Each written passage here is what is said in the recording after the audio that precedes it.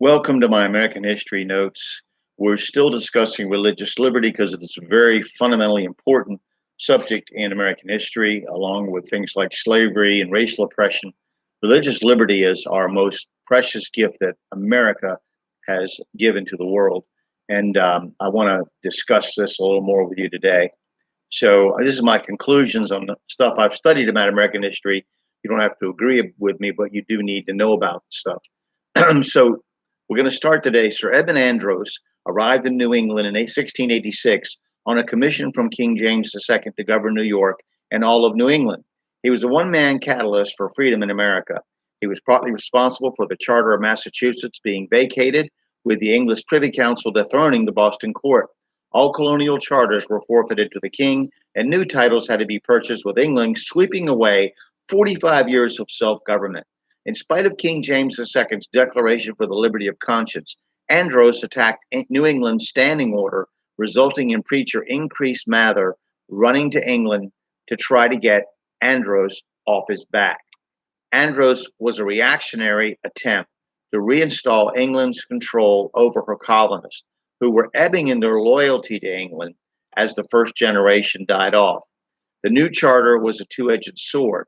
It allowed the voters in each town to choose and support the ministers of their choice. Then they would be taxed to support the minister of the standing order of their choice. Now, county government had a say in seating ministers. Increase Mather rejected what was called the new standing order.